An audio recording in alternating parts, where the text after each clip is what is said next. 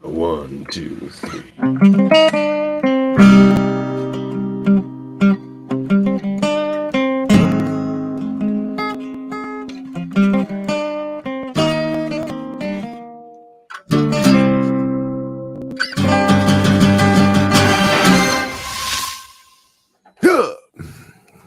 What's going on here? Oh, well, we're just doing a show. We're doing X-Rated, the X-Men animated review show. That's right. And I am your host. I feel strange. Like I'm someone else. Like someone else like the Dav Shroud. Ooh, good name choice tonight. Not too bad. And with me, as always, is my co-host. Always causing trouble. You never follow orders. I'm sick of your selfish, undisciplined arrogance. That's actually wildly close to the truth. It's like everything Davin's been wanting. It's like everything Davin's been wanting to say since we started this podcast. The Jondronaut. Hello, welcome to the show. Good to see you, folks, in lovely, beautiful internet world. It will be best that you do not leave the hospital. It would be best. He's so calm. His voice is so calming. I feel like, like those, was it Calm? I think I have the Calm app, whatever the meditation apps are. I feel like that guy doing Professor X's voice needs to be one of the people that like read the stories to you or do the guided meditations. Like he has such a soothing voice. He really does. And he does. This is maybe his best episode so far. Think about your toes. Think about your ankles. Consider he's like spa music. Yeah, it's like the guided meditations is literally just thinking about every part of your body from your toes to your head, and like it's just so soothing that you like fall asleep like midway through it. I usually don't make it to my neck, so it's like I just think Professor X doing that would be very interesting. And we are here to review Season 3, Episode 4, The Phoenix Saga Part 2, The Dark Shroud, written by prolific writer of the show, Mark Edward Edens. Did he not have a middle name before? Did we just start crediting his middle name? I thought he was just Mark Edens before. No. You're getting him confused with his brother, who's written like the last 4 episodes. Is everybody that writes on this show connected in some way? Like we got married couples, we got brothers. I think these two, the Edens brothers, were good buddies with our friend of the show, Eric Lewald. I believe we're supposed to call them those are his buddies. When there's 2 of them, you call them the brothers Eden. True. I don't know if that's true, but I just the brothers Grimm. I just thought the brothers Grimm sounds a lot cooler than the Coen brothers. If they were the brothers Coen, that sounds much cooler to me. That's true. My brother could be the brothers Myatt, which I think sounds way better than the Myatt brothers. True. Not that we do things together. Before we get into our review, I want to do a quick rewind.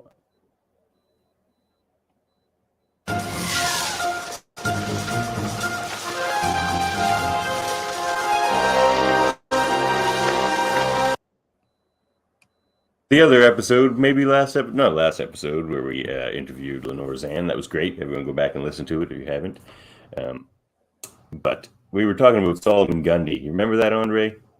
Oh, the food, yes. And I said it was pickled herring, and then you Googled it and came up with something different. You came up with the Jamaican one. Here in Nova Scotia, Solomon Grundy is in fact pickled herring. Okay. It's obviously very important to you that you're right, so I'll let you have that. No, it's important. I looked foolish in front of our listeners. They're like, is he from Nova Scotia at all? Well, I am.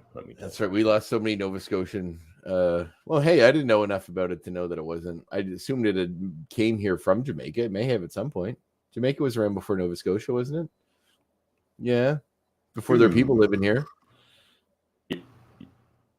I assume people living in the Jamaican culture. Island. Well, okay, well, yeah, it's not that, but I meant like the settlers from our settler types, European settler types. No, I'd have to look that one up. It's probably pretty close. No, you're probably right. It's warm.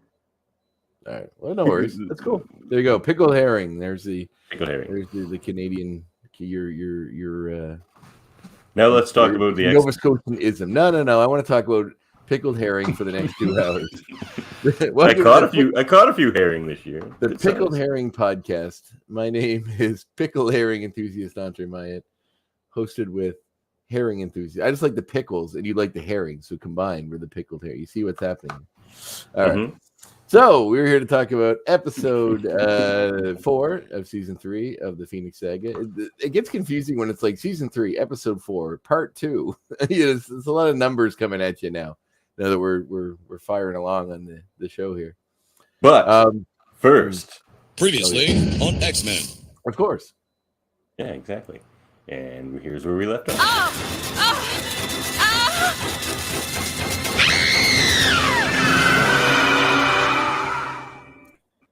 Still sounds overtly sexual to me. I don't know. Except for that last scream. Okay, if you took that one out, the rest of it, 100%. So maybe the last scream. I like that tells you even less than most of them do. Normally they're not even like relevant to what's going on because the last episode is about a different character or some other storyline. But this time it's not even like anything. It's just someone screaming and that's it. But then you hear the Phoenix bird sound. That tells you a lot. It tells you Jean has now been possessed by the Phoenix. Are phoenixes eagles? That sounds a lot like an eagle. Well, looks like an eagle sometimes. A flaming. Oh, you mean the mythical phoenix? The mythical phoenix was like a giant bird that looked like an eagle, yeah. Kind of. I mean, it's depicted differently depending on what you're watching. I mean, Harry Potter movies had them all out a different way, but usually it's like a giant firebird. So, right. That's kind of it is a firebird in this too. Sure is. It wouldn't be Phoenix if it wasn't. Fire's got to be involved somehow. Yep. All right. So here we are, episode 1, which we see Jean Grey, who's still flying the shuttle from the previous episode. We're not going to fill you in on all that because you might as well just watch that episode. They're going through the field of radiation that was coming behind the shuttle that they were trapped in. She's slowly succumbing and dying while sitting in this field and piloting the ship. Jean's able to she kind of calls out psychically to Scott and Wolverine, which is kind of a shit move in my opinion, because in the previous episode she was like, you guys are going to die if you pilot the ship. I'm going to lock you in the shuttle for your own safety, and I am going to sacrifice myself possibly to save you. And then the second she starts actually sacrificing herself, she's like, Logan, Cyclops, please come help me. Yeah, it's true. It's like, what did we do? Like all 3 of us must die now instead of just me. I must hold on. So then there's some fire kind of in the forming around her, coming from the energy field that the ship is shuttling through. The shuttle is flying through. That seems to kind of give her a little more strength, but she manages to kind of pass out while piloting the ship, which eventually leads into the East River in New York, kind of just missing a few buildings and whatnot as it lands. The shuttle yeah. Oh. Like, how often do you see like a space shuttle crashing through New York? I think it deserves more of a response than straight up NASA space shuttle too. Yeah, it does have NASA on the side of it for sure. Yeah, I hope they get that sweet NASA sponsorship money for this episode. Like, goddamn, hope so. So anyway, the shuttle work in reverse. They probably donated to NASA. The shuttle hits the water, starts sinking, and then we get a wonderful line from Beast. Do you happen to have that one? You got to have that one. It's such a good line. I don't think I do. Oh no! So it hits the water and it starts sinking. The water starts leaking, and Beast watching the episode. I very audibly, loudly said, "Okay, Captain Obvious." He goes like, it appears as though the shuttle has lost its waterproof capabilities. Like it has water seeping in through the wall. Like, thanks, Beast. Good. I'm glad you said that. Really can help the situation by driving. Well, they cut the hole in the wall. Wolverine's like, "Let me out of here." Well, it was before that. It started leaking in before Wolverine did. Oh yeah. But then they, Wolverine slices open the thing. They all escape out. Shuttle sinks. They all make it out to the surface, and then they don't see Jean around, thinking perhaps she had perished in the sinking shuttle, or perhaps she's still in there, maybe still alive. But anyway, she eventually comes out of the water in a new costume of green and yellow with a new emblem. I am Phoenix. That's it. Fascinating. If you suddenly sprouted out of the water with a new costume and fire and all these other things, I think my reaction would be like, fascinating. Davin's never before worn yellow and green together. What could this mean? I haven't. What an odd color combination. That doesn't work. That doesn't work with the complexion at all. The poor choice, Davin. A poor choice. You're failing fashionably. So she comes out of the water, soars into the sky for a bit, then kind of fizzles out and collapses into the water and sort of reverts back to normal Jean Grey form, in which she is collected by Scott. And then we cut back to the hospital, where Jean awakens with no memory of what happened, unable to recognize who or what the Phoenix was. Am I Phoenix? And then she also says, she goes, how did I survive? Did I survive? Did I survive? Like, I like the idea. I like the idea that this whole movie is like Jacob's Ladder, which is an old movie. You haven't seen it, but basically the whole movie is just someone's fever dream as they die. And like this whole series is just Jean Grey dying in a coma from Phoenix. Like the rest of the series is that. Wouldn't that be a piss off? The last episode is like just Jean Grey slowly dying in a coma. And then what a Shyamalan that would be. The X-Men standing around her going, it's almost as if she lived 3 seasons of adventures in her own head. Or 2. Well, yeah, it would be 3. That would have been. I would rock. Like, I like the things that piss the fans off. I enjoy it thoroughly. Sometimes it's got to be the right way. It can't just be like, obviously, if I'm a fan, not so much. But if it's it will be best that you do not leave the hospital. You're sick, Andre. Don't leave the hospital. Yeah, I'm actually in the hospital now. This is an elaborate ruse. We put up a backdrop to show you that I'm in a normal home, but I'm in a sanitarium. It's a nice hospital room. Yeah, I'm in a sanitarium. They don't let me leave. My only outlet, part of my therapy, is this podcast. It's great therapy. It's the movie Shutter Island. Davin is actually my doctor, and I'm just living out a fantasy. Dr. Dav Shroud. This isn't even plugged into anything. Like, this doesn't go on the internet. It doesn't. It's just an elaborate thing that you tell me to like help with my therapy. We're just filming this for nothing. That'd be amazing. There are no ex-goons. Yeah, nobody's out there. All the little comments that come up are just you. You know, all the guests are just other people that work in the hospital. Yep. Like, remember, David was your roommate for years. Yeah. Jamil's an orderly. Oh, I could believe it by that. Oh no, Jamil runs the place. Jamil's too cool. Yeah. He's got to run. Jamil's like the dude that runs the place. He's Ben Kingsley.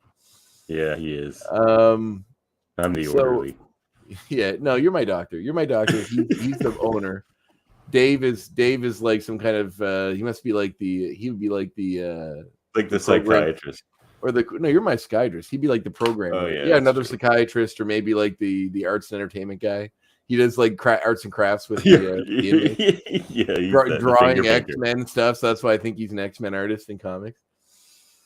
It's all coming together. It's making way too much sense, actually. I feel as though I may have to supplement my current reality with this one. Because I don't know, sitting in the hospital, the only thing between all this hectic normal life and a respite is this podcast. It sounds a lot better than, facing all that stuff on a daily basis.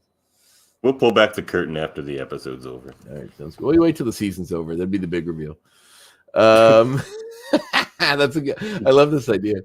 So they're in the hospital. She mentions Phoenix. She has no recollection of, though you see her eyes kind of flash fire when they do mention it. Then Cyclops and Professor X get into a big argument about the mission, with Cyclops basically blaming Professor X about sending them into a situation that they weren't prepared for. Professor X, like, they were about to throw punches, man. It's like a legit argument. All I can. All that makes any sense. That's not good enough. Jean's lying in there because you sent us in blind against something that almost destroyed us. Cyclops? Do you have his response? Right in this argument. Do you have Professor X's response, which I feel like was a prudent one? Oh, no. He says a good leader shouldn't need to be told everything before going into a mission, which he's right. No, you should be prepared. I didn't get that clip because I actually don't think he was right. I think this guy was right. Concern over Jean's condition has rendered both of you irrational. Neither preparation nor leadership could have prevented what occurred. Boom. Beast. Yeah, Beast coming into that logic, dropping that logic bomb. He's the Spock of the show. Even Beast really is the glue that holds the team together, especially in this episode. Yeah. But then after the argument, Professor, after Beast kind of shuts it down, Professor X goes to fly back to the mansion. He's hit by some form of energy from space. And you see him sort of get rendered unconscious. Do you have any screams again? Because like it's been a highlight of this little segment is Professor X screaming when he gets psychically attacked. Ah! Ah! No, I wanted your impression more than anything. Well, I think that's much. It's pretty close. I think I did a pretty good job on that. Oh. That one wasn't so good, but the rest were pretty close. We could do a comparison. Science can wait.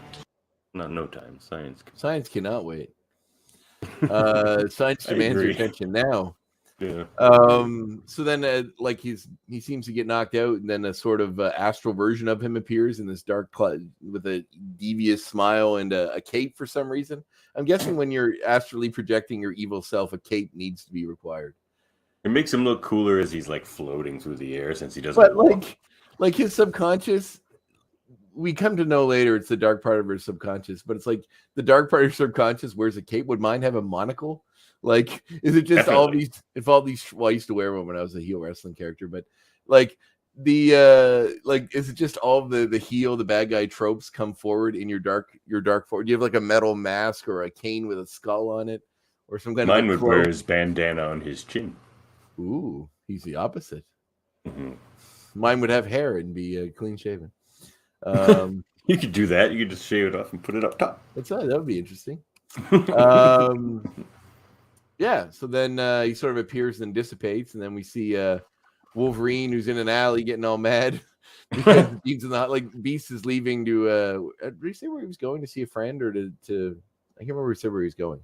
He said he wanted to go go over the data that they got. Right. That's right. He had the mind control devices that were on the astronauts from the previous episode. And he wanted to go back to the mansion and study them. But when he was doing that, he just sees Wolverine in standard. Wolverine can't deal with anything without smashing everything fast. He's like breaking things. He's just in an alley breaking trash cans and like kicking the wall because he's angry about what happened to Jean. And he's in like his civvies. He's got like a t-shirt on and pants. And then and so does Beast, which is funny. You don't see him wearing casual clothes that often. But they get then Beast like kind of calms him down a little bit and has a really nice suggestion. Do you have that? It's like perhaps a sojourn. Perhaps a sojourn to one of the many Manhattan nightclubs would provide a proper distraction. And then Wolverine's I think I'll just spend some time alone. That's just after what happens next, because then he tries to flag down a cab, which is this is actually, these little moments are what I love the most about this show. It's like Wolverine's freaking out. Beast is like, well, perhaps you should go to a nightclub, and he's ready to go with them with like this fucking jar of mind control devices with him. And he flags down a cab, and he goes up and he goes like, I love that Beast isn't just intelligent in how he speaks, but he also uses terms like antiquated terms. Like the cab driver is sitting there, someone flags him down, he's sitting there waiting for him to come in. He walks up the window, and he goes, "Excuse me, dear driver, could you?" And then the guy just looks at him, and goes, "Ah!" And then, like, hits the gas and drives away. And then Beast is like, and the little moments of comedy where it's like, of course, like Beast is like, why is it always so hard to get a cab in this city? Like, he's got to be self-aware enough to know you're a giant blue fur monster. You're he's just pretty a positive guy. I guess so. He thinks that they see his inner beauty, and I wish they did, Hank. I really wish they did, because you're a goddamn beautiful person. He is inside and out. Actually, I think in modern day society with the kink community the way he is, he'd probably do very well. Sure. He never has trouble in the comics either. He always has a lady. He'd be deep in the furry. Well, I think any woman that was with him that was a normal woman would be accused rather frequently of just being a freak of some kind for finding a guy like him sexually attractive. But Agent Brand knows she's a freak. Well, yeah, but she lives in space. She's an alien, isn't she? A part alien? Yeah, she's half alien. Yeah, so there's that too. But in the furry community or something, I think he'd probably do all right. So anyway, then the cab driver speeds off, and then Wolverine says he just thinks he'd rather be in his own and goes off. They go their separate ways. And then he gets on the subway, if I recall correctly, where he's attacked by this dark astral shroud a dark shroud, if you will, of Professor X, who manifests different people from his past that attack him, including Yuriko, Sabretooth, and Deadpool. So hey, Super Dave's here. Dr. Dave. Oh, yeah, Dave said he was a doctor. Yep. He's a doctor? For you. Who's the In doctor? your I new said Mr. world. McCoy. Oh, I see. I said Mr. Cousin Dave talking. Oh, I get it. Yes, yeah. I'm still in the sanitarium. Perfect, of course. This is the Spock of Chill. Question for end of the show. Why do you think the MCU has not yet announced X-Men at SDCC? All right, we'll talk about that at the end of the show. Good question. Good question. Super I Dave. have Super Dave Mater. I have a Not to theory. be confused with Super Dave Osborne, who is a legend. He is a legend. I miss Super Dave Osborne. He's a man. Me too. Old Marty Funkhauser, if you like Curb Your Enthusiasm. He's really good in that. So then Wolverine gets attacked by these different versions, which of course revealed themselves to be this astral projection of Charles. I love that at one point he's like, Charles walking. It's like that's what throws him off. Not that he's attacking, floating with a cape. Not even walking, he's floating. Yeah, so like anyway. he could just be Charles that can float. But he is upright. That is true. But do you think if your legs didn't work and you suddenly could levitate, you would levitate yourself in a seated position? Seems like an odd choice. You're just sitting like in an invisible chair, just going around causing havoc. You look like MODOK, but without the chair. MODOK without the chair is hard. Just floating on space. It's like MODOK sitting. It's like Invisible Woman or Wonder Woman in the Invisible Jet. Just like looks like she's sitting on nothing and just floating through air. That's weird. That would be weird, especially if he's doing evil stuff while doing it, just sitting there shooting beams and like knocking people over and killing folks in this ridiculous invisible chair. So yeah, he gets Wolverine gets ejected from the train from a beam from this sort of shroud. And we cut back to Gambit and Jubilee, who Gambit's still in his fun, sexy Gambit civvy outfit, which I love, with his little fashion scarf. They're waiting in line at the cinema, and Gambit hits on a woman. Do you have the audio for that? Oh, where's your man? How you going to explain we've been fighting somebody ain't there? Oh, that's later. Oh, that's the only one I got. He's like hitting on this girl in front of him, but wanting to go get dinner or something, and then Jubilee chastises him because he promised to take her to this movie, which is why they're there. But he's ready. Oh, right. Oh, I did have one. that. Did I just forget to add that or something? I figured it'd be one because you like your Gambit lines. I'm still floored that that's the guy from Kung Fu: The Legend Continues. I used to watch that show so much, and I love that show. I didn't know he had it in. Remember the bad guy that was like he moved through the shadows? That guy was awesome. And then he had a son, and then the two of them had to team up, the father and son against the father and son. It's so good. The show was so good. It really was a good show. The Legend Continues. I guess I didn't get it, but no, I grabbed it. I meant to grab that. It was a good line. But yeah, he's just like, we'll go to the movie, Petit. Yeah. but Gambit will still be going after the movie. yeah. Gambit's like right in. Gambit's hot to trot, as he always seems to be. Yeah. Although, come on, the Rogue's out of a few episodes. He's already just macking on everybody. Come on, Gambit. I meant to ask Lenore why she wasn't in season 3 at all so far. We're getting quite a ways in, and we still haven't seen her. But... Actually, I picked up a movie of. I went to this midnight screening of not midnight, but this outdoor screening of Texas Chainsaw Massacre, and Taz was there selling movies, and one of the movies that she was in is DEFCON 4. It's called, which actually takes place in Nova Scotia, which I thought was really fun. Yeah, she's very prominently starring in it, which is cool. Ooh. It's like a post astronauts in space when there's like I haven't watched it yet, but there's astronauts in space. There's a nuclear war on Earth. For some reason they come back to Earth, but they go out of line and wind up in Nova Scotia, and then meet like the people that have survived the nuclear war, which are all like mutants and like marauders, and then have to team up with some of the nice locals, which is like Lenore and some other people. And then I guess fight for whatever, or to stop another nuke from going off or something. I'm gonna watch it soon, but it looks really fun. It's very deeply Canadian. So Gambit and Jubilee are waiting in line cinema. I did that. Xavier arrives, starts attacking them. Then Storm arrives because she's meditating on top of like the San Francisco or the New York Bridge for some reason. And they all fight this evil Xavier. At one point, he tries to force Jubilee in front of a oncoming car, and then Wolverine arrives to save her. I don't know why everybody knew they were at the movies. Maybe the X-Men have like a calendar that says where we're all going to be. But Wolverine right next to their automatic tea maker. Wolverine gets that's right. During the fight, Gambit gets a good shot when she goes through a window, which is fun. And it's funny because during this fight, Xavier's saying all the stuff to them that kind of hits close to home. like you can't be trusted, so you should be eliminated to Gambit, and like you're a disappointment to like someone else. Like it's some rough stuff, which is getting deep into like the their issues in the psyche of all that. And he did the same to Wolverine. Yeah, as well, which is interesting because he knows everything about them, right? He's done these mental exercises with them, been in their brains. But it's some dark part of his psyche maybe feels this way, which is even more disturbing. I mean, everybody has dark thoughts, but it's interesting if your friends are forced to hear them, like, because that would probably put a rift too big to overcome in a relationship. Thankfully, the X-Men seem to understand. So, they managed to dissipate, get him away when they realize he's not real, basically, because Wolverine can't smell him, so he's not a real person. As Wolverine says, he's just an avatar of some kind, an image or a hologram. I don't know if it's a hologram, like an astral projection, I guess would be the most accurate term.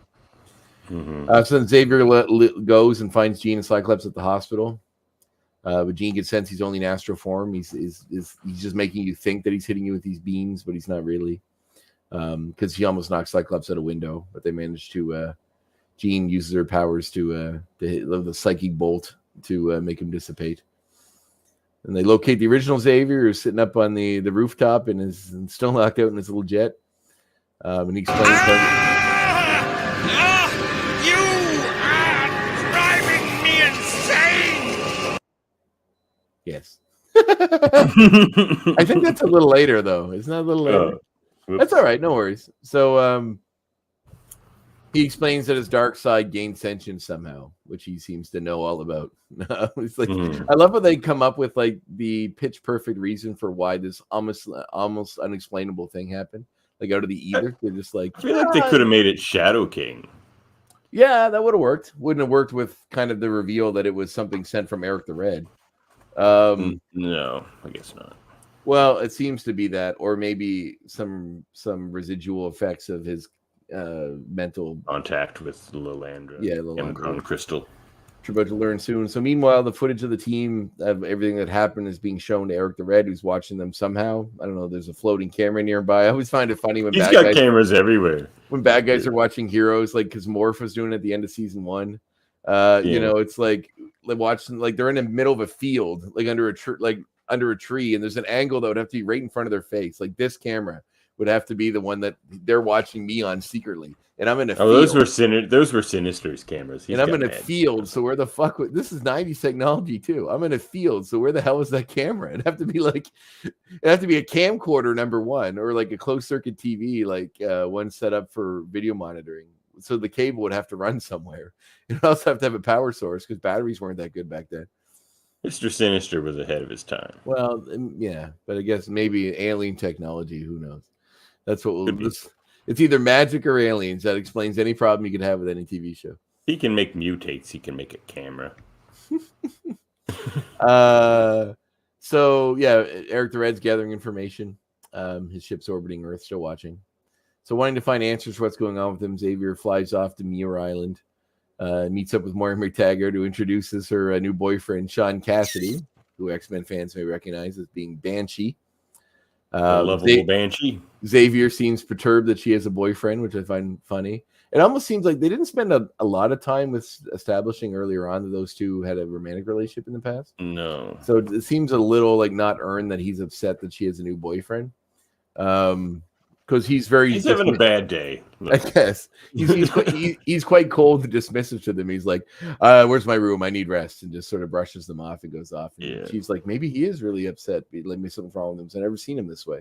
Yeah, this is my boyfriend. He's like, "Okay." Yeah, and he's like, he's like, Maura has told me all about you, and he's like, "How? Oh, has she? Nice." There's something like that. It's really bad acting.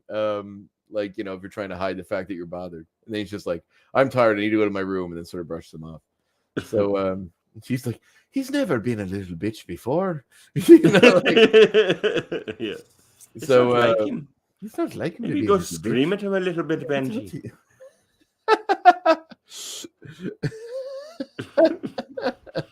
Well, so wait, they're Irish, right? Scottish. Their accent sounds Irish. Well, they're Scottish. Okay. You sure Banshee isn't Irish? No, because they have Cassidy Keep, and it's in Scotland. I'm pretty sure. Banshee X-Men. Or maybe he is Irish. You're right. Cassidy Yeah. Keep is in Ireland. Banshee's an Irish She's thing. Scottish. She's Scottish. And so is Muir Island. It's in Scotland. Okay, so he's an Irish character then. Yeah. Which we've established. But isn't Mick... Mick is usually a Scottish name, isn't it? Yeah. Marty McTaggart. McTaggart. McTaggart. And he's like... so this... I was in this very short sojourn here to a Manhattan nightclub of memories. I was in this this movie that's coming out in Swearnet soon, and I play an Irish gangster in it. And I have a line where I say to this guy, because this guy sets up a wrestling ring in his bar, so anybody that has an issue just fights it out in the wrestling ring, and people pay to come watch, and then take bets and all this sort of stuff. So I'm this Irish gangster that wants a taste of the action that this guy owes money to. And I'm watching this, and I go, and people are really willing to beat on each other just for your amusement. And then the guy that played the main character couldn't help but laugh, like almost every time I said that line. And he got me to record it so he could play it for his wife. And then he brought it up the entire time we were filming because he thought it was so funny. He's like, the second day of filming, he's sitting there, he's like, this morning I was walking my dog, and I said to him, Cedric, would you mind if I beat on you a little bit? For my amusement. And he brought it up a bunch, and we laughed and laughed. Like, it was just a running gag, which I thought was funny. So Banshee's like, do you mind if I beat on Charles a little bit? Just for your amusement. Just scream at him a little bit, Myra. A little bit for your amusement. So then Xavier tries to call out to the psychic force from his room in Muir Island there at the castle. Then he kind of, for some reason, he says, I know this hurts, but I need to reach out to you. So, like, it's paining him, but he knows he needs to fight through it, I guess, which is never really established as to why, but I guess it's just a feeling that comes from this connection. So while he reaches out and the hands touch of him in this kind of insect-looking alien spacesuit. Pretty cool suit, I think. Yeah, it looks like a praying mantis a bit, which is kind of interesting. So then she takes physical form in front of him. And reveals that she is Lalandra. She comes from she says the planet Shi'ar in this episode, by the way. What did you say was in the comic? Chandelier? No, she just says she's from Shi'ar. They just call it Shi'ar in this show. Yeah, she says the planet Shi'ar. Yeah. So, and it's not what I'm pretty sure that's not what it is in the comics. You're the expert more than me on this thing. Lalandra. I don't think they wanted to confuse people. They also didn't say your last name. Another thing, which is Niramon. Niramon name. So anyway, she establishes that she's a princess from another galaxy, and that her brother Tiken, right? Yeah. Tiken is the ruler of Shi'ar, but then he went kind of nuts trying to get this crystal to get his ultimate power. So she left Mkron crystal, which is a gateway to realities. And if he opens this, it could destroy. And legends tell that if he opens it, it'll destroy their galaxy, our galaxy, and theirs, which is convenient. Which is interesting that they're in a different galaxy. Our galaxy always gets roped in with whatever's coming. It's always like whatever alien threat. It's funny. The universe is Spider-Man's fault. The universe is infinite, and now in comics there's a multiverse. But in the infinite cosmos of the universe, whenever alien race is fighting whatever other alien race, whatever alien god, or whatever alien force, Earth always is like just caught in the crossfire every single time. It's like, why can't there be something going on that end of the universe away from Earth? Why can't like Earth be like the nice neighborhood that overlooks the dumpster fire neighborhood across the tracks? Like, why does it always come to us? And now in the comics, they actually evolve on that idea a bit. Yes, because in Earth X? Well, Earth X, but other things like there's like a long history of Earth with like it being a celestial egg and all that sort of thing. That's from Earth X. And the Kree, and then they make Earth out to be unique in the amount of super beings it has. Like it's more than a normal amount.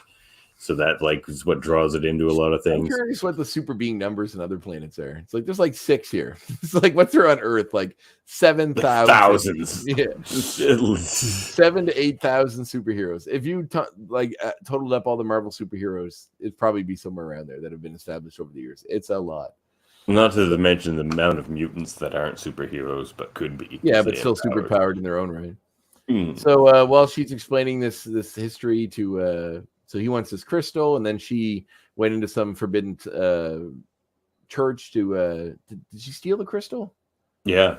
Yeah, and then she unleashed something else, I guess, or is the Phoenix Force from the crystal? That's not really established, but it seems to kind of play into the story a little bit. No, I don't think there's a connection there. Anyway, so then she escapes with the crystal, and you see her in her regular Landra outfit, which is cool. To the space suit. Also cool outfit. But then when she's explaining this, all of a sudden Juggernaut busts in. Well, hold on. Before that, The Shi'ar believe that two minds can be linked from the moment of their creation. Which explains what's been going on here all season. How convenient that an alien princess that has a maniacal, psychotic alien warlord brother who steals an alien crystal just happens to be psychically linked from birth with Charles Xavier, who happens to have a super team at his behest on a planet in a galaxy that's also going to be destroyed by this threat that threatens her own galaxy. That's an What, you don't believe in coincidence? I mean, that seems like I don't believe in it when it's like 100 of them that all seem to work out. It's got to be fate or God or something or eternity. Well, she says it's like love but deeper. Yes, and implying and she believes in this connection, which I think is fun because they already sort of get him pissed that his ex-girlfriend has moved on, and then he quickly finds another girl, an alien girl, who's got that exotic alien look going, to like move on from. So Charles Xavier doing the rebound. Yeah, pretty fast. Exactly. Yeah. It's like, you know what? Screw you, Moira. You know what, Moira? I don't even. You know what? All the women. This chick's a princess. Yeah, all the women on Earth suck. I'm gonna date an alien. Yeah. I mean, but yes, as you said, a certain somebody busts in and has Juggernaut something to busts say. in and you better run, Charles.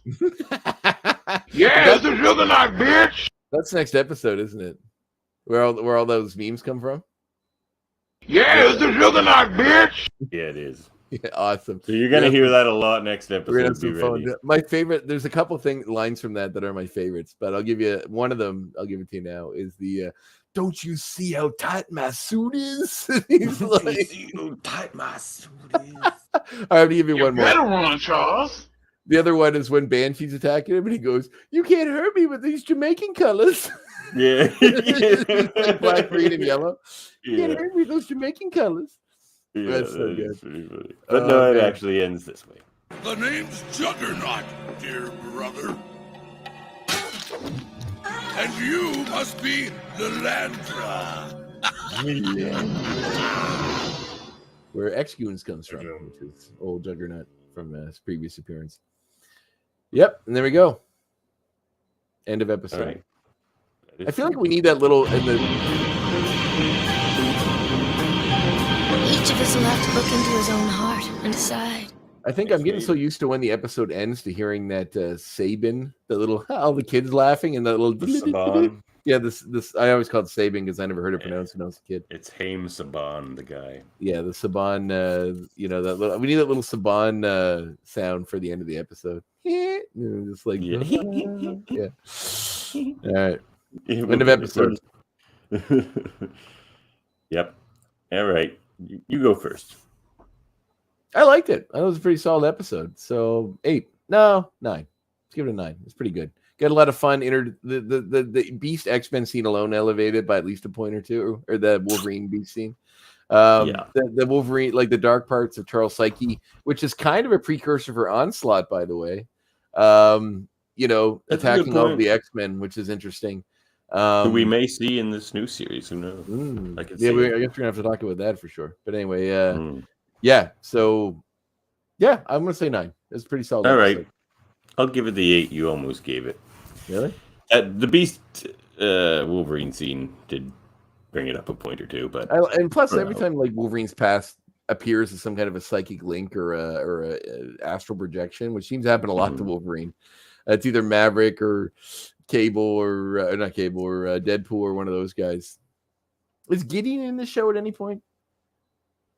Oh, not that I remember. Okay. Hope for the future. But maybe because I think Cannonball shows up later. So he does, in like season 4 or 5. Yeah, he might be. Gideon might be in that episode then. It just seemed rushed to me, a little bit rushed. I feel like I got enough fun X-Men interaction outside of being the X-Men to make me enjoy this a little more than the average one. Plus, I think evil Kate Charles is fun. He's a fun I do addition. too, but I just think if this hadn't been part of the Phoenix Saga, the evil Charles thing would have been a two-parter. We would have had the first part of it happening and him starting to torment them, and then I would have lopped it into the Onslaught story. Yeah, Onslaught story. But this would have been before Onslaught came out, so yeah, when the show was made. Yeah. All right. 9 and 8, not bad. Not Phoenix Saga's off to a pretty strong start. You know, you weren't super high on the last one. No, I didn't really like it as much. This one is good though.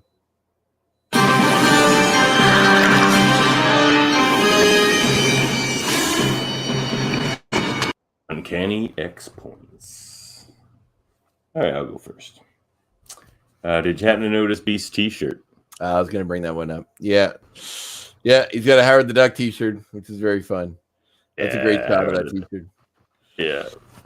So that was my point. Howard the Duck, one of my favorite characters, one of my favorite comic creators, Steve Gerber, who created Howard the Duck, who passed away I think a few years ago. But he created Man-Thing. He created a lot of really iconic, cool Marvel characters. Howard the Duck being one of them, and it was such a different thing for the time period. Like it was, I mean, it was pure political commentary. Yeah, it was all political commentary, but it was also very strange and almost psychedelic. It was very much a product of the 70s when it first came out. He's a sci-fi comic, Howard the Duck, usually. Yeah, they got bad. There's a bad guy called Dr. Bong whose head's a giant bell. Like just strange stuff, and it was very fun and smart, very smart. And yeah, I believe Swamp Thing or Man-Thing spun out of Howard the Duck, I think. Or vice versa. I think Howard the Duck might have spun out of Man-Thing. He got to from like Duck World or whatever it's called. He's from something like that. I think it was an annual and giant sized Man-Thing, which is still fun to say. But they're beautiful, and like even Man-Thing alone was such like a fun, because Man-Thing himself, and it's funny, I truly don't believe Swamp Thing and Man-Thing are ripoffs of each other. They're kind of both created. They came out within a couple of months of each other.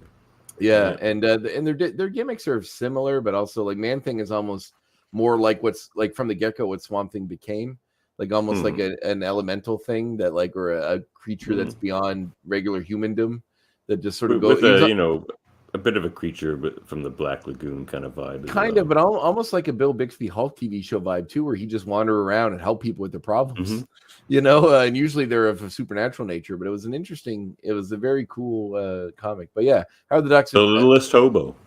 Yes, for you Canadian listeners, yes. Ignore the shitty movie with Leah Thompson. But go read the comics. It's really, really good. And Chip Zdarsky did a fun run of Howard the Duck that I enjoyed quite a lot. So did Ty Templeton, who's a favorite Canadian comic creator of mine. He did a really cool series called Media Duckling, which is very good. You can count that as one of your points too, if you like. That was a lot about Howard the Duck. Oh, sure, we can do that. If you All right, we'll go back to me then. Rebellious Cyclops. I like this. This is sowing some seeds for what can happen later in the new series as well. Yeah, Cyclops and Xavier don't see eye to eye. He's the good soldier right up until he isn't. And he has a line that Xavier crosses a lot. And I like that they got into that here. Yeah, it's nice to see a few cracks in the leadership, because he always seemed to be the do whatever Xavier wants kind of guy. Yeah, and it really involved his character a lot. And then we'll get full rebellious Cyclops with the red X face. Well, they're certainly leaning into some stuff that happened. Well, actually, no. Some of the imagery that came out of San Diego Comic-Con is stuff from before, like from the older comics, if I recall correctly. But anyway, we'll get into that later. Yeah, that's coming. It's because that particular costume is pre this show as well. That we're going to talk about. So then we cut to so my next. So this is just a very Canadian thing. So in Canada, if you're an international listener growing up, there's a series of shorts that would play as commercials on television called Canadian Heritage Minutes, in which they would give little bits of Canadian heritage. Usually they're from made-for-TV movies, or they were filmed specifically for these little things that just have a little segment of something from Canadian history. There's one about the Avro Arrow, which is a famous plane Canada developed. There's ones One about Rocket Richard. Rocket Richard. The ones about women getting the right to vote. There's ones about Both of you know I cannot read a word. yes, reform in boys in prisons where they were abusing people. There were ones about Native American myths. There's ones about Marconi, who created the first telegraph in Cape Breton. Over there is where that sound is coming from. I could almost do every Canadian can do this. By there's the way, one about listeners. Every Canadian can recite every word of every. There's a very very famous one about the creation of Superman because one of his co-creators, Joe Shuster, is Canadian. Joe Shuster, you stop it. Oh, you're Mr. Train. you're Mr. Oh, man, Train. Joe, he'll never fly. Fly, no, but he'll leap over tall buildings. So just all these really ones that it's all ingrained in our brains as Canadians. But there's one about Native American myth where they talk about this evil that was across the land, and then Skonos. Yes. So then all the native people got together and they bound it underneath the tree and then closed it in the tree. And there's an actor. Great piece. There's an actor that was the elder native person in the story, who was on North of 60 most famously. If you watch, which is another very Canadian show if you watch that growing up. But he there's a line at the end where the kid that he's telling the story to goes, "Well, does the great peace still have power?" And he goes, "You're here, aren't you?" And it reminded me very much because there's a scene where, like, in the hospital where Jean Grey says, like, am I going to be okay, or did something go wrong? And he's like, "Well, you're here, aren't you?" Like Cyclops says almost the exact same thing, which I wonder because this is like Canadian, mostly Canadian people that have worked on it, if they snuck that in somehow, because it sounded very much like right out of that commercial. That's what I noticed. That's my point too. That's a good one. All right, back to me. Star Core and Corbeau. They're in the comics. That's straight out of the comics. So Corbeau, who we've seen in this story, built a space. In the story? Well, Corbeau is the astronaut they went to. Space oh yes, yeah. And he built a space station in the comics, and it's the Star Core space station. So there's this giant space station in from the comics, and so I don't know if that'll ever come into play in the show, but it might. They might end up back with Corbeau and the Star Core space station, and that's the Star Trek ripoff thing, Star Core. So I enjoy Star Core because it's Star Trek. Star Trek. Yeah. All right. Turn that notification bullshit off. I can hear you. Yeah, that's Cousin Dave. Crashed the show with his messages, and now he's crashing it again with his dings. God damn, you're ravenous, Dave. So one of my next points is, did you notice that they got a few little things they hid in this episode? One being the Howard the Duck t-shirt. The other being, they're in the alley talking before Charles heads off to Muir Island. There's a Fox poster on the wall in the alley. As the series originally aired on Fox Kids, it was their little nod to their network, which I thought was fun. I didn't catch that. Very cool. You were too enamored with Howard the Duck. You were too busy patting yourself on the back that you recognize Howard the Duck t-shirt. That you missed the blatant Fox poster on the wall. I like that duck. I know. My Howard the Duck right here. My little Howard. I should have grabbed my the Chip Zdarsky outfit. He's not my comic recommendation today, but I should have grabbed it based on this episode. But I will some other time. All right, we'll get back. Well, we kind of talked about Howard the Duck comics anyway, so basically a recommendation. Mm-hmm. David Hemblin is not Colin Fox. Earlier in this show here, not today, but earlier in our series, I suggested that David Hemblin was in Tommy Boy, the voice of Magneto. It was in Tommy Boy as the guy who buys the auto parts from Tommy. Right. That is not David Hemblin. That's Colin Fox, who's another Canadian actor, and I'm pretty sure I thought those two guys were the same guy for most of my life. But here's where it gets confusing. David Hemblin is also in Tommy Boy. So both of these guys are in Tommy Boy. They both look the same to me, kind of. And they have a similar sort of voice. I thought they were the same guy. They both show up in Canadian things. Like David Hemblin was in that Adam McGowan movie, Exotica. Which is coming out on Criterion. Is it? I used to watch that a lot when I was a kid. The movie Exotica? Yeah. You used to watch the Adam McGowan movie Exotica as a kid? I had the movie network in my room. I haven't watched a lot of things. Was it just because it was there were strippers in it that never actually got naked? Of course. Okay, but they never actually got naked. I was a kid. I was probably like 7 or something. Did you get like the complex scenes of grief and yes, actually, that movie actually had weight and it stuck with me more than the strippers. after I grew up. I would think back of that movie. I mean, there was some deep shit in that stripper movie. Adam McGowan actually is a very cool Canadian filmmaker, and a lot of people may not like some of his newer output, but it's all been very good. He made a movie called, I think, The Captive. It was Ryan Reynolds playing kind of a serious role for once, and the girl from The Killing, the TV show The Killing, the redheaded woman, she was Brad Pitt's wife in World War Z. Can't remember her name, but they're like a couple whose daughter, he's taking her to skating, and the daughter goes missing when she's young. And then this couple is still together, but they lost their daughter, who's been missing for like 5-10 years or something, when she was like a young girl. And then the guy that kidnapped her, played by shoot, I always forget his name. He's in a lot of things. He's on The Strain. He was in the Swamp Thing TV show that just came out not too long ago. He played the Blob in that shitty Wolverine Origins movie. That guy, Kevin Durand. Kevin Durand. Yeah. So he's the dude that kidnapped her, and he still has her. He's kept her captive in this room for so much time. And it's a very interesting, the reason why they do it. And it's not the one you would think. But it is kind of related to it. Anyway, Scott Speedman's in it too. It's a really interesting, weird, strange movie. And it's Ryan Reynolds doing something very different, but his movies have this deep emotional weight that really sit with you. Yeah, they do. He did The Sweet Hereafter too, didn't he? Did he do that movie? Which is a very famous. Did he do that sci-fi one with Sarah Polley? Which one is that? Like Splice or whatever. Was that? No, that's Vincenzo Natali. He did the movie Cube, the one which is another Canadian movie.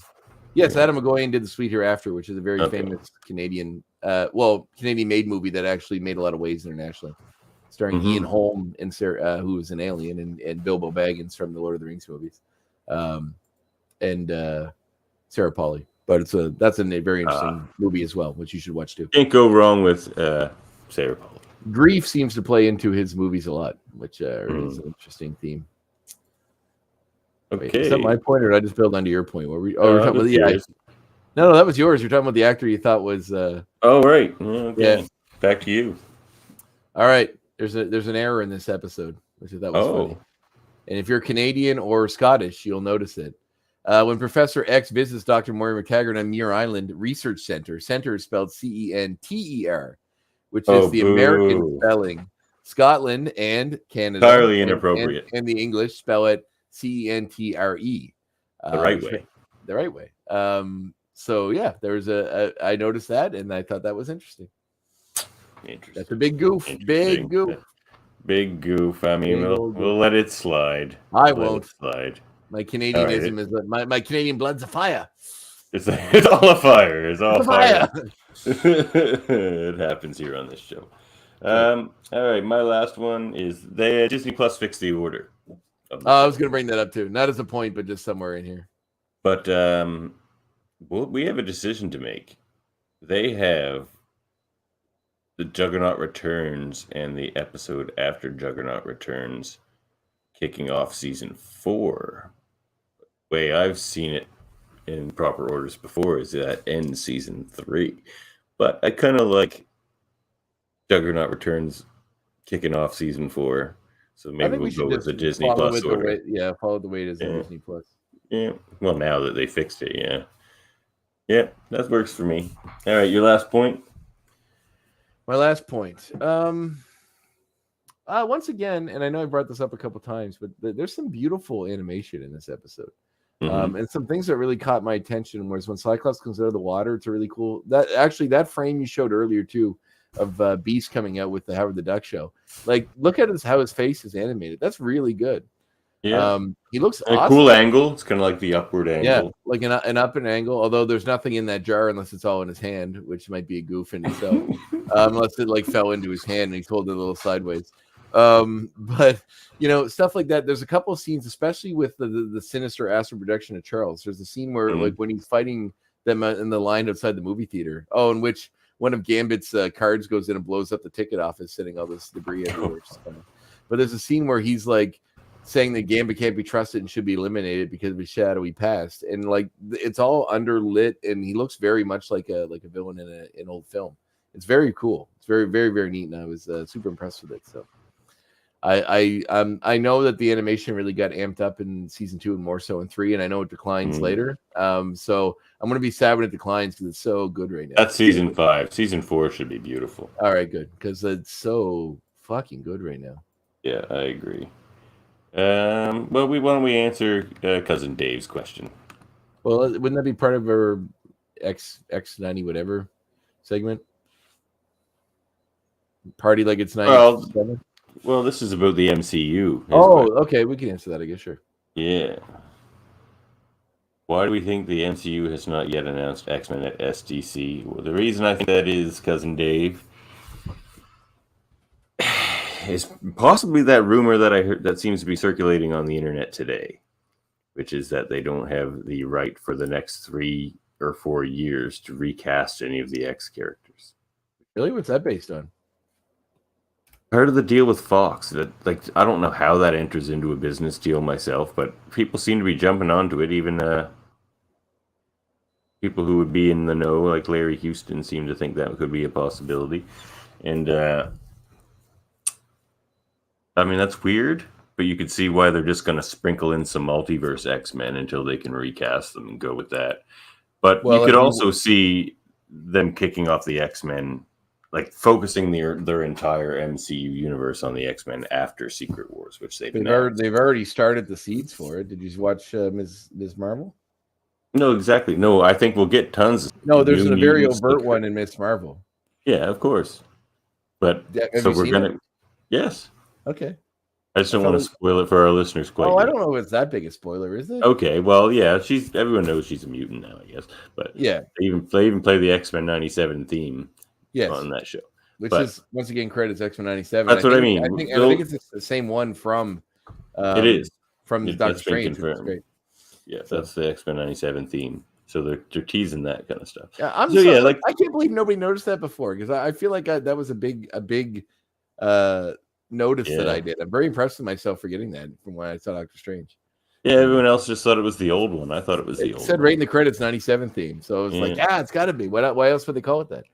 But yeah, I could see them just teasing mutants, doing some multiverse ones, and then going full X-Men after Secret. Well, that seems to be most likely. It's called the Multiverse Saga. So maybe because I do think they're gonna go ahead. No, you go ahead. I do think they'll focus this Secret Wars more on the Fantastic Four and the new Avengers, and then bring back some of the old Avengers through the multiversal shenanigans and kind of. Isn't the Avengers movie at the end of Phase 5? The 2 Avengers movies, and Kang Dynasty and the Fantastic Four movie isn't until Phase 6. No, it's before those. No, it's not. It's one of the first ones of Phase 6. Phase 6. Yeah, Phase 6 is but those Avengers movies end Phase 6. Oh, okay, then that makes sense. Yeah.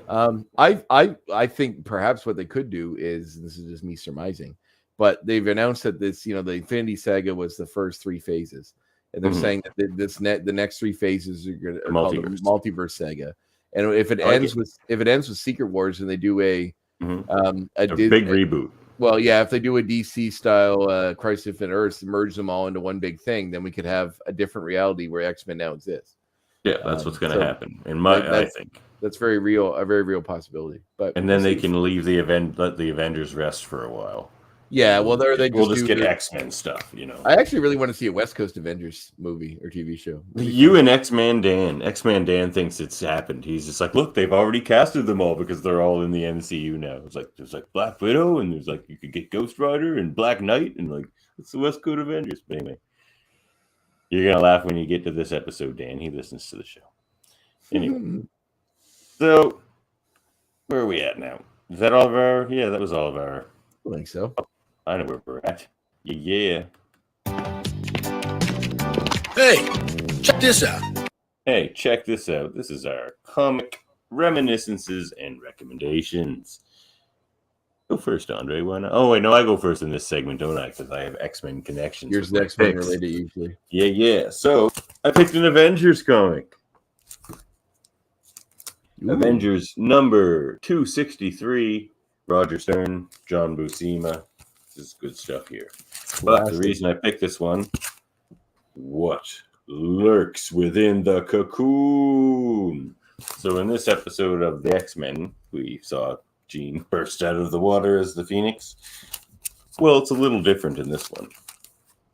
And this takes place after all the Phoenix sagas and stuff. But what we come to realize, in the comics at least, is when the Phoenix first took over Jean Grey, she actually cloned her, which was their way of getting out of the fact that Jean murdered an entire planet of people, the asparagus people. Yes, the dearly departed asparagus people. So the Avengers in this episode, or issue, find Jean Grey in this cocoon, and this is the Phoenix cocoon, where the real Jean Grey is being kept while the clone was out doing all that crazy stuff. So the clone was the one from the Phoenix Saga? This is the retcon? Yeah. This is the real Jean Grey's in here. I didn't know that. She didn't kill the asparagus people. That's so stupid. Yeah. God, I hate when they do that. Well, look, they didn't in those days. This is the 80s. They didn't want their heroes to be planetary murderers. Why not? Well, yeah, but also possessed by an evil space, force of that's like meant to destroy. But another reason it was done is the Phoenix commits suicide at the end of the comic story. Yeah, it's still so they didn't want Jean to be gone. So I like my Jean Grey genocidal. God damn it! But you also like her alive, which is what they did here. So, and this also kicks off one of my favorite runs of comics, X Factor. Because once the X-Men, at the very end of this issue here, they have to fight this cocoon. It's like a Namor and Hercules and Black Knight and Monica Rambeau. Good old and Namor. They're all... Yeah, well, Namor's the one that finally gets the handle on it because it's water, But, so... We got some breaking they get her out of there, and she makes a psychic call to Scott, and then the issue ends. But this is what's going to kick off X Factor, because when they reunite, the original X-Men are all going to join together and do their X Factor thing. Interesting. So that's that. But I also have a secondary recommendation, because I'm going to catch up on a couple of recommendations that I should have talked about, like while their movies were hot. So I'm going to talk about Doctor Strange for a minute, because the Multiverse of Madness was out, and I didn't talk about this. But this is my favorite Doctor Strange run. This is the Jason Aaron run. I friggin' love it. Have you read it, Andre? A long time ago. Due to reread. It is fantastic. It has one of my favorite concepts that has been introduced in Doctor Strange in a while, and that's the bar with no doors. Yes. So only magic people can enter it. And it's it's some of my favorite characters there. Shaman, Scarlet Witch, Brother Voodoo, they're pretty cool. They hang out in that bar. Anyway, that's it. Go ahead. Check it. Read Jason Aaron's whole run is awesome. All right. Well, since we discussed San Diego Comic-Con, actually, before I talk about this, I'm just going to they announced a bunch of directors for stuff going on San Diego for what's coming in the next wave. Who's directing what?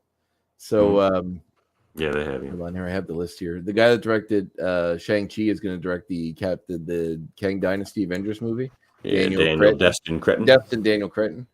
Then we have shoot. Wait, I don't think we have a director for Fantastic Four yet. Sure? No. They said Mahershala Ali's Blade's going to be directed by Bassam Tarek, who did Mogul Mowgli. Captain America is directed by Julius Ona, who did Loose, which is a big movie a while ago. And Jake Schreiber, who did Paper Towns, is directing Thunderbolts, which is interesting. Paper Towns is another one of those John Green novels like The Fault in Our Stars, which, but anyway, that's cool. I mean, I trust Marvel. The Marvel process can be doing well. But another thing that came out of San Diego Comic-Con was another trailer for She-Hulk, which looks so fun. I think it's going to be one of my favorite Marvel series. And because of that, I'm going to suggest what obviously influenced the series, John Byrne's run on She-Hulk, in which they established her as being fun, also breaking the fourth wall and talking to the readers. I have that at number 1 issue here somewhere. Doing super buy my comic, or I'll rip up your X-Men. Yeah, doing super hero-based law stuff. It's all very fun, and the new trailer looks fantastic. If you had a problem with the CGI stuff before it was fully rendered, it looks really, really good this time. So check it out. It's insanely fun. It's one of the She-Hulk comics are generally fun. Yeah. The Charles Soule run is really good as well. I love that run. That's going to be one of my recommendations when that show comes out. I'm sure. But this one is fantastic, and I can't hype I'm a big John Byrne fan, but I can't hype his work on She-Hulk. Oh, me too. Enough. Off flight. John Byrne. John Byrne was ahead of his time, man. Sure was. He's Canadian. Yep. Friend of the show, Daniel here. I am Skelnix. I don't get it. Am I missing something? Because he helped you with your name one episode. Yes. And now he's trying to help me with mine here. Oh, I like Skelnix. That's good. Skelnix. I didn't go with Skelnix. I had to go with the Dav Shroud. But, you know. That works. I have a lot of Phoenix episodes. Just 2 letters of your name share 2 letters of the word dark, so that makes sense. Damn. That's not a burn. It's good. And shrouds are cool. Who doesn't love a shroud? Shrouds are cool. Shrouds are cool. He's like trying to appear cool. Yeah. Shrouds are cool. All right. What's next? Well.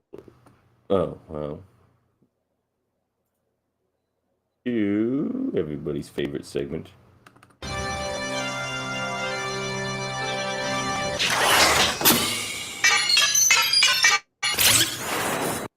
My VCR with Andre. What's with the bagpipes? Was that part of it before? Yeah, it's like a Nova Scotia thing. Oh, okay. I'll go with that. That's the Muir Island. This is where I recommend a movie, right? And that was your VCR sounds. Boop, boop, boop, boop, boop. Well, I'm going to throw 2 at you, one real fast and then one that's an old one. So the one real fast will be the one that's currently in the theaters, and after you listen to this, you should get out and go watch it. It is Jordan Peele's new movie, Nope. Oh, I haven't seen that yet. I can't suggest this movie enough. I am a huge fan of him. I loved his work on The Twilight Zone, but that's the side thing. I really absolutely adored Get Out, and I also really loved Us. I went to the theater to see Us again. Wasn't it called Them? No, it's called Us. Believe me, it's Us. No, Them's a horror short I saw at a film festival once from like Croatia. There's a new show called They Them with Kevin Bacon in it, but it's a horror TV show. I think it's on Apple or maybe it's on Netflix. But anyway, it's very, very good. It's I love his movies. If you love those 2 films, you're gonna like this one a lot. Much like Us, it does center around a black family, but it's not so much a socio-political thing as it is a commentary on other things. All of his movies don't need to be political things. He just likes to center them around historically marginalized people. And he does a really good job in this. It makes nature terrifying in a weird way. But a flying saucer alien movie done with in the way he does it is completely unique to me and something I've never seen before. His movies are unique. I've never seen this before. And if you think that people don't come up with new ideas, then they're just not trying hard enough, because this is incredibly unique and does something deeply, deeply fun and different with what seems to be well-trodden ground. It blazes its own trail and does an amazing job. It's great. Go watch it. But the other movie I was going to grab, X, which just came out this past year by Ty West, who famously did a movie called House of the Devil. This is an X-Men movie? No, but it's kind of related to this. The X in this story has to do with X-rated, as in pornography. The X-Men animated review show. Yes, although the other X-rated, the pornography, X-rated, which we don't often discuss on this show. This past week, as I mentioned, I went to an outdoor screening at a brewery in Halifax of the Texas Chainsaw Massacre. This movie reminded me a lot of it in far as style and tone. It also takes place in the 70s. It's based around a small group of pornographers, essentially, who rent out a small room at a farmhouse to make a pornography in the 70s. Kid Cudi is in it, and by his real name, Scott Muscudi. Mia Goth, Jenny Ortega, who you may know from Scream and Iron Man 3, the new Scream movie that just came out. Brittany Snow as well, Pitch Perfect and Hairspray. Mia Goth is the star of it. It's a very interesting movie. They go to this farmhouse run by these really old people, like super old people. And then, chaos and death and murder ensues. But it's very interesting motivation for a killer. Also something different I've never seen before that I thought was very unique and fun. I love the original Texas Chainsaw Massacre because it feels dirty and grimy and you feel uneasy the whole time you watch the movie. And this movie does a really good job of capturing that tone. It's very, very good. If you like horror movies, you're going to love it. If you like Ty West movies, House of the Devil, The Innkeepers, another one I think that people slept on, but it's really good, called The Sacrament, which is basically a found footage version of Jonestown, the documentary film crew that's there when it happens, like fictionally, but it's essentially the same story. Really, really good. So check out X. Check out all those other movies. But X, the reason that came to mind today was because when he filmed that, the lead actress in it, Mia Goth, plays the old lady in it as well, who is like age makeup up to super, super old. So when he filmed this, he had an idea and did a prequel movie called Pearl about the old lady when she was younger. Also in that movie played by Mia Goth, and the trailer just dropped today for that. But check out. What a weird way to go. It's super, super good. X. Ooh. All right, tell me about gardening.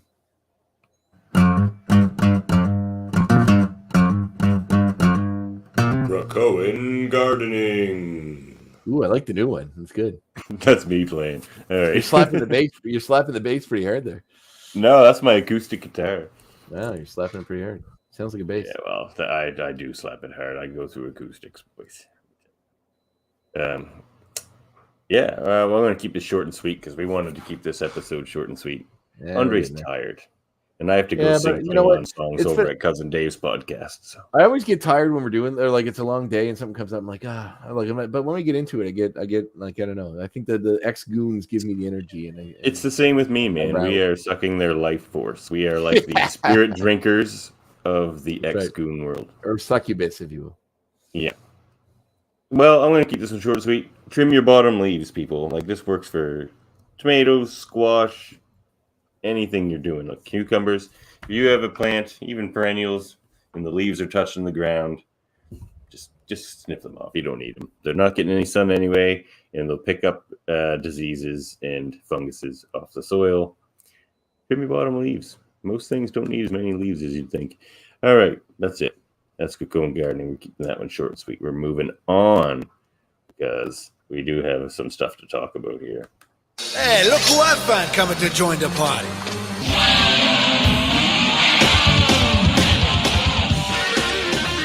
Glad y'all decided to join the party.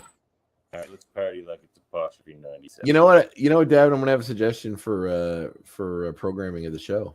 Mm-hmm. We should get the X-Men 97 theme and use it for the segment. Where do we get that? I'm sure it's we've only gotten those little tiny snippets. We're gonna have to wait till the show to come out. All right, well, I'm gonna look it up. If I can find it, you're using it. All right, I agree. Go ahead. Anyway, we got some spoilers from San Diego Comic-Con. I'm sure anyone listening to the show has probably seen these already, but let's throw them up anyway. Here's our beloved team of X-Men, our intrepid heroes. I love Storm's new hair. Yes. I love Jean's new hair. The ponytail never really worked for me. Yeah, I like the long hair in Jean too. Beast looks a little more bestial, which is kind of cool. They've streamlined it a little bit, but also updated with modern animation techniques. Rogue looks a lot younger. Like less lines for sure. Rogue looks a lot younger in this depiction here. Yeah, they youngified them all, but Rogue should. That's what I was saying in our interview with Lenore Zahn. Rogue should be the youngest, other than Jubilee, and they're finally doing that. We have a new leader of the X-Men. And he's wearing his New Mutants costume. I love that. Yeah, that's a pretty sweet costume, actually. Oh, is it like on this comic here? Like in this Alpha Flight one. Yeah, there he is there in the middle. You're going to have to put the screen down. We can't see it. I can just see the picture. There you go. Yeah. There he is. I love that. The M costume. I love it. Anyway, so that was very cool. I'm happy to see that. We have the Hellfire Club. They're going to be the main villain of season 1, but it's like from what it sounds like who's the girl in the red on the far left? Who is that? She's probably in the Hellfire Club, and I don't think she'd be Selene because Selene's not blonde. I wonder if it's one of the Stepford Cuckoos or something. I don't know. That one escapes me at the moment. Yeah, Sinister looks awesome though. He's such a great villain. Sinister looks great. And we do get I'm blanking on his name right now, but the lead the Hellfire Shaw, right? Yeah. That's Sebastian Shaw there. He's in the regular show too at some point, right? Oh yeah, the Hellfire Club show up in at least the Dark Phoenix Saga. And Stranger Things. To make it a little extra. Yeah, I heard about that, yeah. And we have a few other characters. No. Sunspot. Is Morph like white? Is he gone back to being a little white, like not the Morph? Yeah, they put the mask face on him, like in the comics. I like it better. Yeah, me too. Yeah, very cool. We have Cable there, Bishop and Forge. They all look very cool. Nightcrawler looks awesome. They're announcing this many characters for the one season. I'm very excited to It feels like it's going to feel like seasons 1 and 2, where you just get all these fun little cameos every episode, which is going to be great. And Sunspot, he's an important character. They can do a lot with him, like because he's rich and he eventually buys AIM and stuff like that, so they can do all kinds of stuff with him. And I like that they're bringing in some new mutants, especially since they have Magneto wearing the new mutant costume. It'd be nice to get Ileana, and because she's been in the show as a little kid. So, and they announced he's leading the X-Men, so that's going to be interesting to see how that plays out. Yeah. So very cool. We're pretty happy with that. What else do I have to say about a party about apostrophe 97 here? I think I got some more stuff. Yeah. Oh, yeah, they already announced that it's going to get a season 2. So they already announced. Yeah. It's also the first season's coming out in the fall of 2023. I think we may have said that before. But Larry Houston, the director of the original series, every episode, I think until season 5, I think then it changes. But he's directing the opening credits of 97. Oh, so that's fun. very cool. Yeah. And apparently, and Lenore told me that Larry designed the first and drew the first one to the original series in like a weekend because he had to have it done in the weekend. So. Wow, he did an amazing job for a weekend. That's a great intro. Yeah, exactly. So imagine what he's going to do with like proper time. There's some fun shots in that of like when they're on the like interesting shots that circle around when they're on the Blackbird and stuff. That's really cool. Oh yeah, for sure. That's impressive. Yeah, very. So Larry Houston, props, man. Yeah, I think we can probably. Well, one more thing. You got to plug our shows. Come on, man.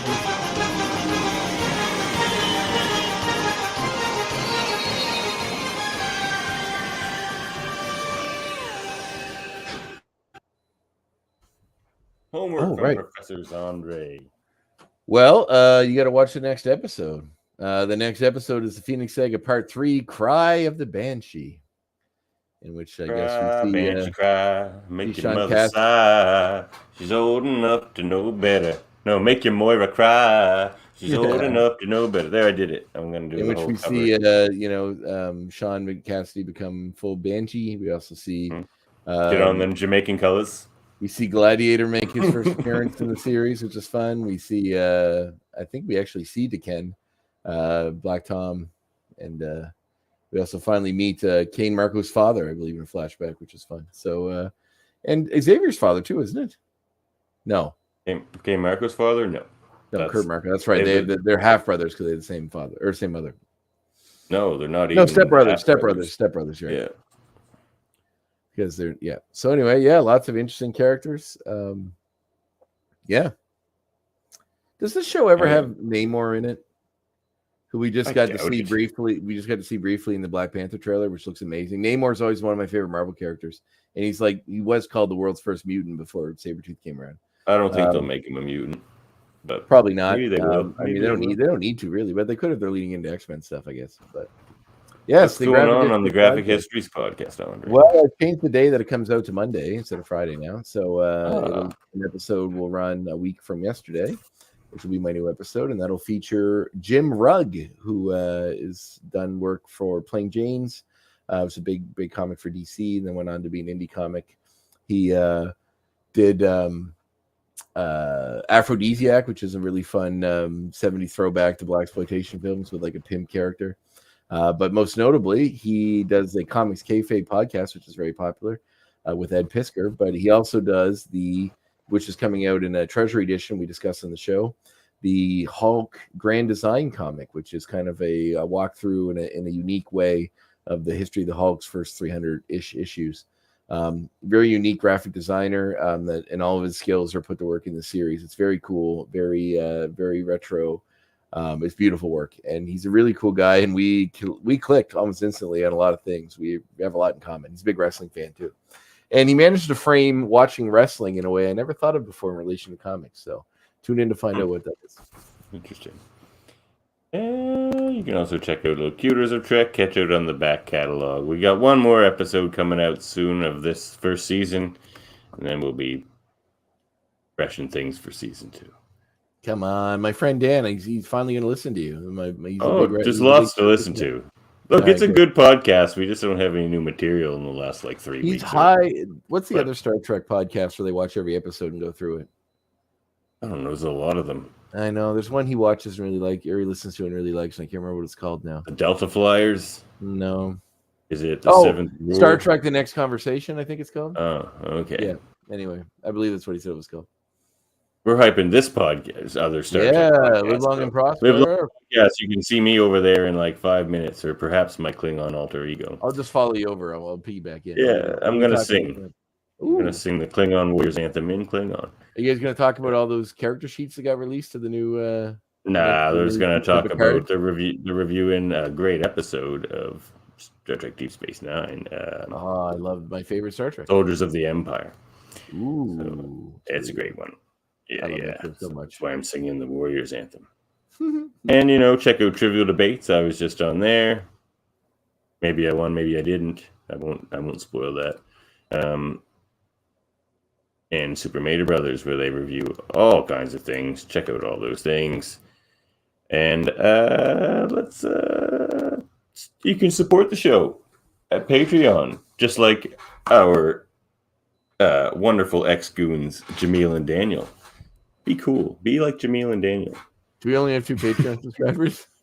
Yeah. Hey, 2's better than none. I don't know if we should tip our hand that it's only 2 people. I'm very happy for it. It says that. Like, everyone can see that. You just go to our really? Patreon. Okay. And I don't know what Patreon works so well. So all right. It's very transparent. Thank you for being such ardent, whatever that word is. Ardent supporters of our show. We really appreciate it. Jameel's amazing, and Daniel has suggested some great names, so we're big fans of Daniel as well. You guys rock, and it makes even 2 of you is a mighty army when it feels like sometimes doing these sort of things you don't know if anybody's listening. So we appreciate it. And Daniel's getting that sweet merch, and so can you. Like get your this one's for you morph, T-shirt, that. Yeah, well, you can get the T-shirt, you can get the mug, you can get the sticker, you can get all 3. This one's for you, Morph. You can contact us at xmenreviewshow@gmail.com. You can follow us on Facebook, maybe Twitch, Patreon for sure, YouTube for sure. We're there. You can find the audio-only version wherever you get your podcasts. And if you like us, please like, review, subscribe. We'd love to hear your reviews.